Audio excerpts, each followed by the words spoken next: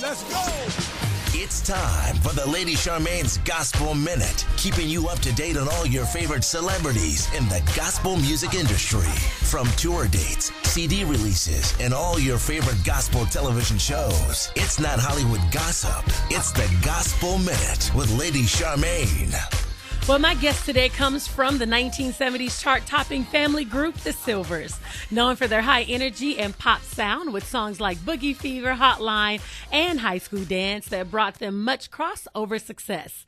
And as the 1970s came to a close, so did their career success. And here to talk about their TV One Unsung story, the story of the Slyvers, help me welcome Miss Angie Sylvers to the show. How you doing, Angie?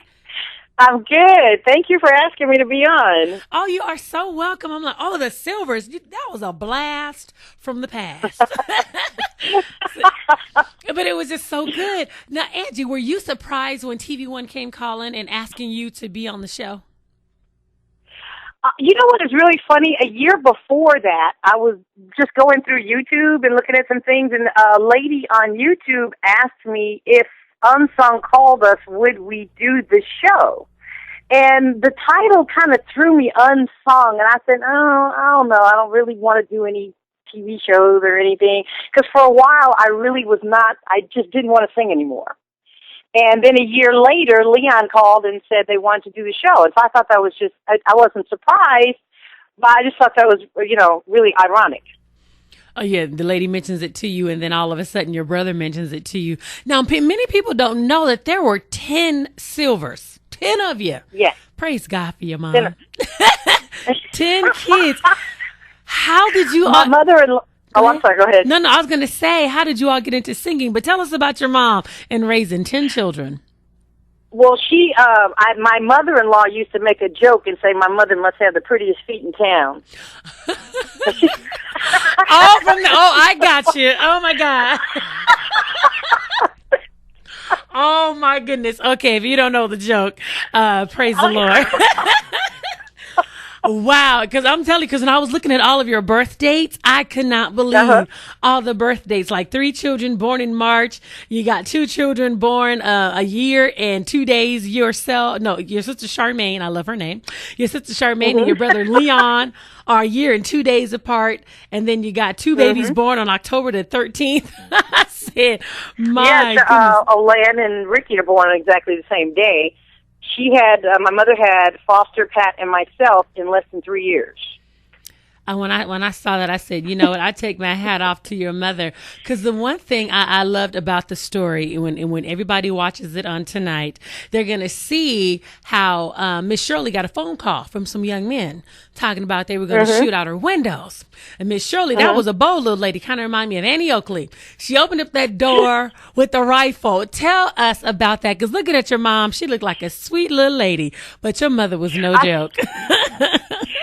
She is a sweet little lady. She was sweet then too, but she knew, our father wasn't there, so she had to be the protector and the nurturer, and we lived in Watts. It wasn't, that place was no joke. One of our neighbors' son got shot while we were living there, and I mean, it was a couple times. Pat mentions that she saw someone get stabbed, and another time we woke up as a dead lady under my mother's window, so it wasn't like we lived in this really hunky-dory neighborhood, so you had to have some kind of, guts, and you know what I'm saying. She definitely had them. And she was so bold because she opened up the door with the rifle right there.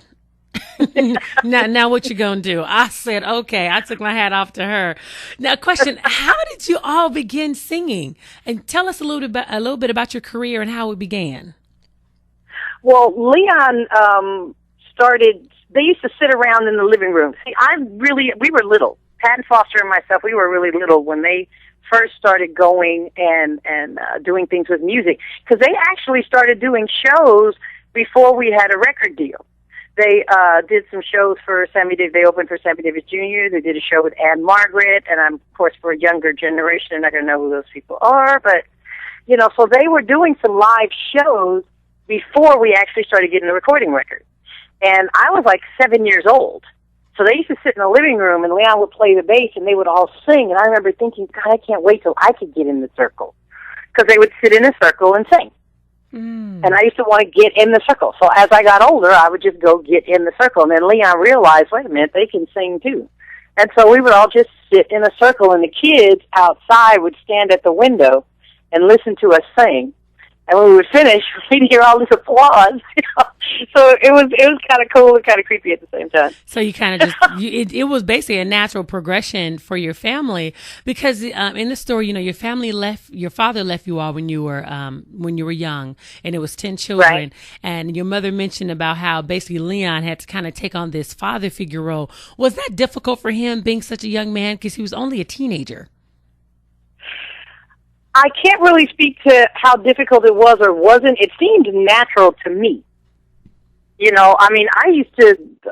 was just like the only real father figure I ever had around. So it just seemed to me like he was cool with it. Okay. I'm sure if you asked him, you'd get a different account of it. But, it just seemed natural. I used to when he moved out with his first wife, I used to get in trouble on purpose, so my mother would send me over there. Oh, wow. So you really love being around your brother. Because Leon, all of you had such confidence in Leon's writing ability.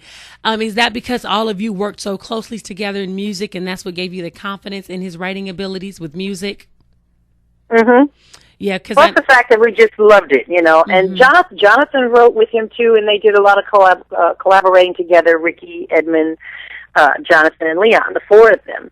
But Leon was he was like the glue then, right. And he wrote the majority of the songs, Now, one thing I like about Kek Johnson, that he gave you all such a great opportunity when he allowed you to record Leon's song, Fool's Paradise, in 1972. And that song hit number 14 on the charts. What was that like for young people to have a hit song on the radio, at a young age? What was the excitement like in your home?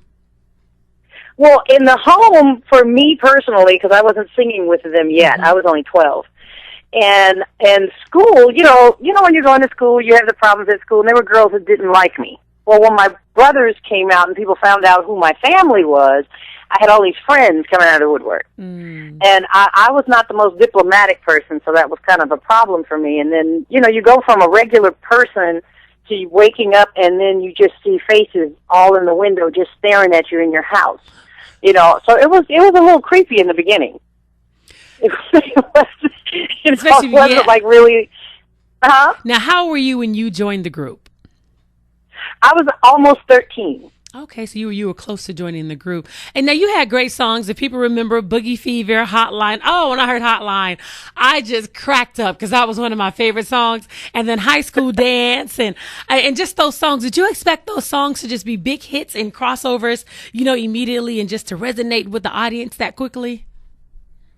I'm sorry, did I expect it to? Yes. Because, sometimes people know when a song is going to be a hit, and some songs are a surprise hit. Were these songs did you expect these songs to be a hit, or were they surprises? I didn't even think about it. I was more of the show me what to sing, show me where to go, and I'll go. Mm-hmm. And it just, I really, Leon said it early on the show. He was talking about how singing is so natural that when things happen, I didn't even think about it. It's just, that's what we did. They would wake us up in the morning, okay, we have to rehearse, so you rehearsed, and you went to the studio, you recorded, you practiced the show, and you went on the road. And so it was just all just done that way. What was always a surprise to me was the reaction of the people towards us. Like, that used to freak me out. There's the screaming and the chasing us and all that kind of stuff. That was odd to me. Is it because you were young as well, because you were like 13, 14, is because of your age as well, because you're still a teenager and you're still growing into your own, and all of a sudden you don't understand why are all these people screaming. We're just doing something that we love to do. Mm-hmm. Okay. It was cool, but it was still odd, and I've just always felt like, show business is just not a place for a child. And it's, most of us were kids. We were kids when we started. Now, how did you like being compared to the Jacksons, or some people might say they're imitations of the Jacksons, especially since you did have a producer, Freddie Perrin, who also worked with the Jacksons. Right. How did that fare for you? People thought you were either trying to imitate or try to be the next Jackson family. That didn't bother me at all. I had the biggest crush on Marlon. I was just glad that all of that promotion gave us the opportunity to meet them. That's all I cared about. Okay. And it was great to be compared to the Jacksons. If you're going to be compared to anybody, it would be the Jacksons. At least it was the Jacksons. Okay. So which is a great group. Now, do you know how many times you all appeared on Soul Train and American Bandstand? Because you were on there several times. Lord. Do you know? Those were two shows that every time we had a single out, we were on there. I know. Especially American Bandstand. Because I say every time you turn around there, an American Bandstand, on Soul Train, and it's like you guys were definitely regulars on there. Yeah. But Angie, let me tell you one thing about your story. What were you getting ready to say? Were you going to say something? Okay, well, if you're just tuning in, we're talking to Angie Sylvers of the 1970s group, the Slyvers. They were famous for Boogie Fever, Hotline, and just some of the other greats. So we're going to be talking about some other songs that they definitely had out. One of my favorites, which was also High School Dance. Your story brought out something that I thought was so profound. What happened to your sister, Olympia? Now, I don't know if that ever hit the news, but because I had never heard it until I saw the Unsung story. How did that story affect your family? Because I know you guys, by this time are out, people know you, and what happened to her was tragic. I'm not going to say it because I want everybody to watch it tonight, and so you'll find out what happened. But I want to know, how did that affect your family when that situation happened, especially already being the Slyvers or coming up and being the Slyvers? Well, it happened before we started making a name for ourselves. Mm-hmm. So it really was, it was very traumatic. I was really young. I was about 7. And because Olympia's about 10 years older than me. So I was about 6. Yeah, I was about 6 years old. And I just remember watching her after the police when they brought her home. And, it was just a horrifying sight. I knew something was horribly wrong, even though nobody was telling us exactly at that time. And I found out later that my mother was receiving threatening phone calls a lot with regard to that situation, and I won't mention it either, so make sure they watch it. But not that I want to push that for them to watch, but it was a really bad situation, and it was during a time when things like that happened. You just kind of swept it under the rug. Wow. And so when something like that goes untreated, it just festers and gets ugly. Mm-hmm. And I think in the back of, I became very, very paranoid. And I think that had a little bit of something to do with that. I became very untrusting of people I didn't know, Yeah, because that's what I was wondering, especially now that you guys are being thrust into the limelight. You're going to be around a lot of people that you don't know, and so were you always kind of aware, suspicious of people? So that's what I thought was so interesting. And I said, wow, right on the cusp as them, growing and, becoming very popular, this situation happens. Now, something interesting happened in the group that I didn't know happened.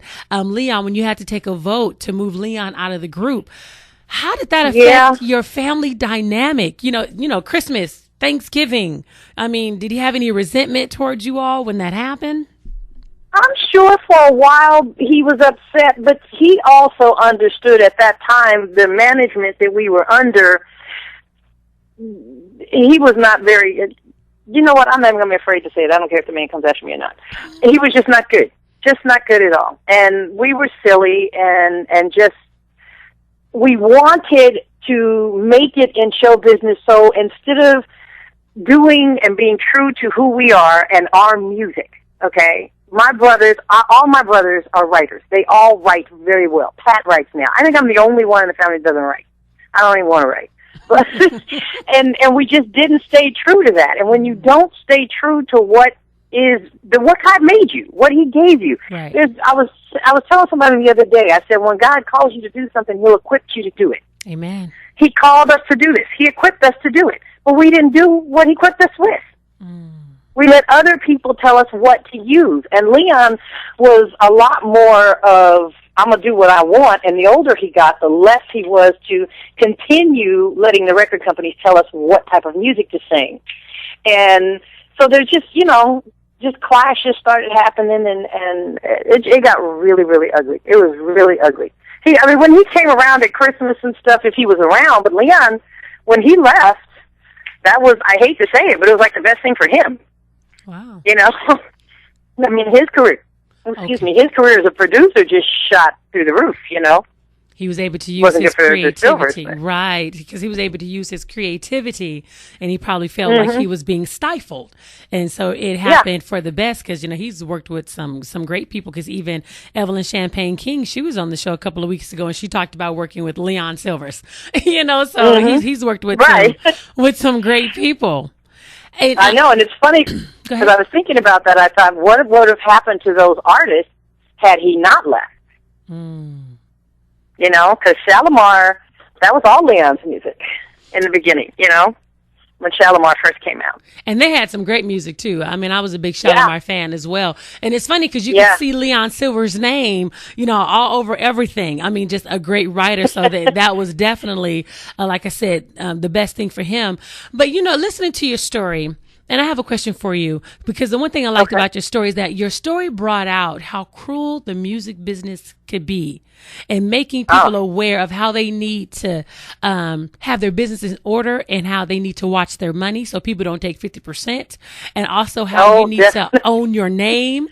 Just watching that, I said, this business is very, very cruel. What advice would you give a young artist now, after everything you went through? I mean, going through the courts, what would be the advice that you would give to a young artist or a group who wants to break into the industry? And just from the experiences that you learned that they need to know right now. The first thing that I would like to say to any new artist coming up is, don't be so desperate that you'll settle for anything. That's the number one thing. Okay? Know what you want to do, the direction you want to go in, and sometimes you may have to endure some hard times to get to where you want to get. But when you start settling just to get anything, that's how people get into trouble. And if you do settle just to get in the door, make sure it's for a brief time. Because sometimes you might have to make a little compromise just to get your foot in the door, it's just, and read those papers. See, I'm in the legal business now, and it's just so heartbreaking at how many people get themselves into trouble because they didn't read. They didn't take the time to read the paper that they put their signature on. Don't sign anything if you don't understand what it says. I don't care if I look like an idiot. I'm going to figure, what does this mean? If I don't know what it means, somebody has to explain it, or I'm going to go figure it out before I put my name on it. Because now, how do someone own the rights to their name? Because the Sylvers is your family name. How can somebody prevent you from using your name? That's your birth name. Yeah. How can somebody protect their name? Take it. Well, the number one thing is when you sign that contract, don't ever sign the rights to the use of that name to anyone. Okay? Always deny that. If you give that away, you could end up with a situation like what happened to Prince, where he couldn't use his name for a while. That's right. And again, it's that fine print.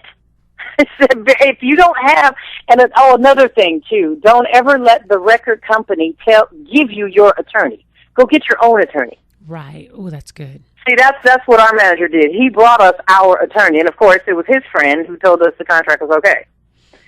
I knew in my heart that this thing was wrong because he's one person getting 50% of us. And the last time we were about to go on the road, we were supposed to go to Africa. This would have been the first time going to Africa, and I really wanted to go. But he refused to give us our 50%. Wow. So I was like, well, I'm not going. And that was really the very, very end right there. Then everybody just kind of shut off and went their own way. That's why I thought this would be really good, just the information, because when people watch it, they'll kind of see why I asked the particular questions, because there's a lot of people breaking into the industry and they're just so excited. They want a record contract so bad, but they don't read the fine print, and not knowing you might just get 3% or maybe 3 cents to a record, but you're just so happy to get a record deal, and people don't look at it that this is a business. You can get a record deal, and they look for people who just want a record deal so they can make money off you, because you're not focusing on the money. You're focusing on the record. Right. So I'm going to focus on your money. I'm going to do what you're not doing. There are corporate people who are out there looking for acts that they can just get as much money as possible, not longevity. Just, okay, we can throw them out real fast, make a couple, put them to the wayside. And all of that happens on paper. You know, and if people don't pay attention to that paper is when they're going to get into trouble. You know, and like I said, if you don't have an in already, you may have to compromise somewhat, but you don't ever have to compromise your name, especially if it's your family name. Right. If that's the name your father gave you, you don't ever give that away. You know. Good. And secondly is especially with management, you know, you don't have to give a manager all this money.